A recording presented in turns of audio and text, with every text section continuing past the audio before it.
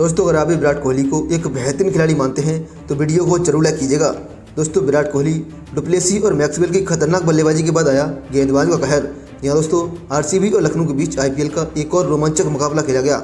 यहाँ पर कोहली, मैक्सवेल और डुप्लेसी ने विस्फोटक बल्लेबाजी करते हुए कहर बरपाया, तो वहीं गेंदबाजों में मोहम्मद सिराज और पंडेल ने अपनी धारदार गेंदबाजी से लखनऊ को निस्तेनाबूद किया। लेकिन इसी बीच लखनऊ के बल्लेबाज स्टोनिस और निकोलस पूरन ने वापसी करते हुए रोमांच की सारी हदें पार कर बेंगलोर की धड़कन रोक दी। तो आखिरकार कैसे बेंगलोर के तूफान के बाद लखनऊ के बल्लेबाजों ने खौफनाक प्रदर्शन करते हुए रोमांच पैदा किया, ये तो आपको बताएंगे ही। और साथ ही साथ इस रोमांचक मुकाबले की रोंगटे खड़े कर देने वाली हाईलाइट का पूरा वीडियो भी आपको दिखाएंगे।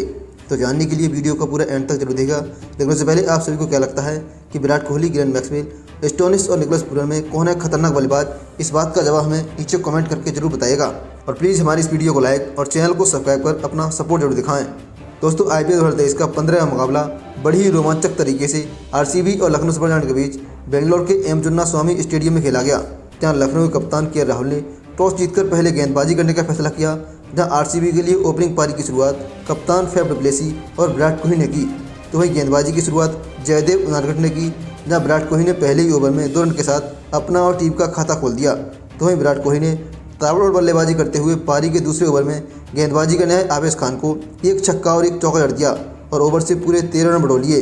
इसके बाद तो दोनों ने मिलकर और भी खतरनाक बल्लेबाजी करनी शुरू कर दी और 33 गेंदों में ही 50 रनों की साझेदारी भी कर डाली और पावर प्ले में अपनी टीम को बिना किसी विकेट के नुकसान पर 60 रनों के करीब ही पहुंचा दिया। और इसके बाद तो दोनों ने मिलकर और भी ज़्यादा ताबड़तोड़ बल्लेबाजी करनी शुरू कर दी। जहां विराट कोहली ने मात्र 35 गेंदों में ही 4 चौके और 4 छक्कों की मदद से आईपीएल 2023 का अपना दूसरा अर्धशतक जड़ दिया और 10 ओवरों में बिना किसी विकेट के नुकसान पर टीम को 90 रनों के करीब ही पहुँचा दिया। और दोनों ही बल्लेबाजों ने लखनऊ के गेंदबाजों को काफ़ी परेशान किया और उन्हें विकेट लेने का मौका ही नहीं दे रहे थे। तो वहीं के राहुल के लिए अब काफ़ी मुश्किलें बढ़ती जा रही थी। जहां के राहुल ने 12वें ओवर में विकेट चटकाने के लिए गेंदबाजी के लिए अमित मिश्रा को बुलाया और उन्होंने आते ही आरसीबी को पहला झटका दे दिया। जहां उन्होंने बेहतरीन बल्लेबाजी कर रहे विराट कोहली को 44 गेंदों में 4 चौके और 4 छक्कों की मदद से 61 रन बनाने के बाद मार्कस स्टोइनिस के हाथों कैच आउट करा दिया। इसके बाद अब बल्लेबाजी करने के लिए ग्लेन मैक्सवेल मैदान पर आए और 13 ओवरों के बाद आरसीबी का स्कोर 16 रनों के पार ही पहुँच गया। तो वहीं ग्लेन मैक्सवेल ने फैफ डुप्लेसी के साथ मिलकर ताबड़तोड़ बल्लेबाजी करनी शुरू कर दी। जहाँ 15वें ओवर में गेंदबाजी करने आए रवि बिश्नोई के ओवर में लगातार 3 छक्के और 1 चौके की मदद से पूरे 22 रन बटोर लिए।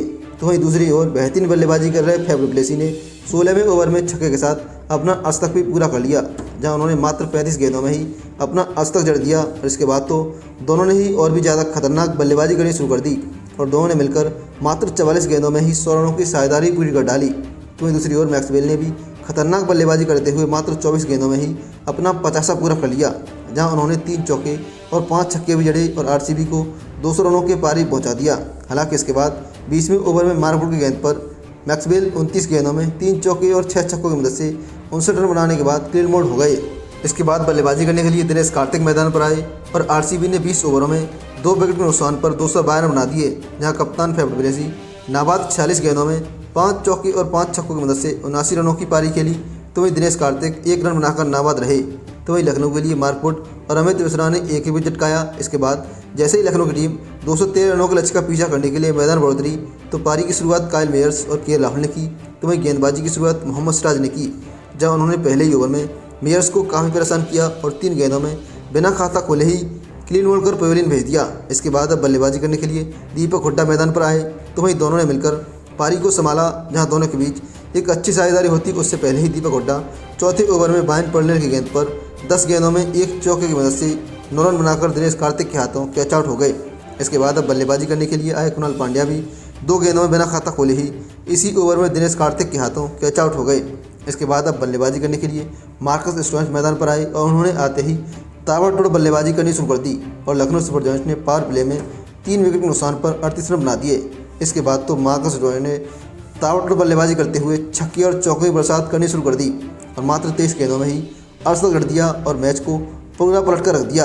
हालांकि वो 11वें ओवर में करण शर्मा की गेंद पर 30 गेंदों में 6 चौके और 5 छक्कों की मदद से 65 रनों की पारी खेलकर शहबाज अहमद के हाथों कैच आउट हो गए। इसके बाद बल्लेबाजी करने के लिए निकोलस पूरे मैदान पर आए और उन्होंने आते ही ताबड़तोड़ बल्लेबाजी करनी शुरू कर दी। तो वहीं दूसरी ओर संघर्ष कर रहे कप्तान के राहुल भी 12वें ओवर में मोहम्मद सिराज की गेंद पर 20 गेंदों में 1 चौके की मदद से 18 रन बनाकर विराट कोहली के हाथों कैच आउट हो गए। इसके बाद अब बल्लेबाजी करने के लिए आयुष बदूनी मैदान पर आए और उन्होंने पूरन के साथ मिलकर पारी को संभाला, जहां निकोलस पूरन ने छक्के और चौकों की बरसात करते हुए मात्र 15 गेंदों में ही अपना 50 पूरा कर दिया, और वो भी 350 की स्ट्राइक रेट से बल्लेबाजी करते हुए। और निकोलस पूरन ने IPL 2023 का सबसे तेज 50 मात्र 15 गेंदों में जड़ दिया और मैच को RCB के खेमे से छीनकर लखनऊ सुपर जायंट्स के खेमे में डाल दिया, जहां पूरन और बदूनी ने मिलकर जबरदस्त बल्लेबाजी करते हुए लखनऊ को 200 रनों के पार ही पहुंचा दिया। हालांकि पूरन यहां पर 17वें ओवर में 19 गेंदों में 4 चौके और 7 छक्कों की मदद से 62 रन बनाने के बाद मोहम्मद सिराज की गेंद पर शहबाज अहमद के हाथों कैच आउट हो गए।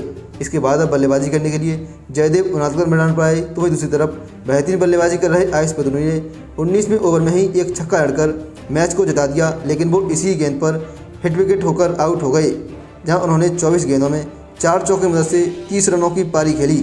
इसके बाद अब बल्लेबाजी करने के लिए मार्कवुड मैदान पर आए, तो वहीं मार्कवुड को 20वें ओवर की दूसरी गेंद पर हर्षद पटेल ने 2 गेंदों में 1 रन बनाने के बाद क्लीन बोल्ड कर दिया और मैच को रोमांचक बना दिया। इसके बाद अब बल्लेबाजी करने के लिए रवि बिश्नोई आए, तो वहीं इस ओवर की 5वीं गेंद पर हर्षद पटेल ने जयदेव उनादकर को भी 7 गेंदों में 1 चौके की मदद से 9 रन बनाने के बाद फैफ डुप्लेसी के हाथों कैच आउट करा दिया और अब लखनऊ की टीम को जीत के लिए 1 गेंद में 1 रन चाहिए था। और अब बल्लेबाजी करने के लिए आवेश खान मैदान पर आए और उन्होंने आते ही गेंद पर बल्ला लगाकर 1 रन लेने की दौड़ पड़े और उन्होंने रन पूरा किया और इस तरह से लखनऊ सुपर जायंट्स टीम ने ये मुकाबला 1 विकेट से अपने नाम कर लिया, जहां बिश्नोई 2 गेंदों में 3 रन बनाकर नाबाद रहे, तो वहीं RCB की तरफ से मोहम्मद सिराज और पटेल ने 3 विकेट हासिल किए और हर्षद पटेल ने 2 विकेट और 1 विकेट कर्ण शर्मा ने भी अपने नाम किया। दोस्तों, आप सभी को क्या लगता है कि लखनऊ सुपर जायंट्स जीत का हीरो कौन रहा? अपनी राय हमें नीचे कमेंट करके जरूर बताइएगा और ऐसी शानदार खबरों के लिए अभी सब्सक्राइब कीजिए हमारा YouTube channel. Thanks for watching. जय हिंद।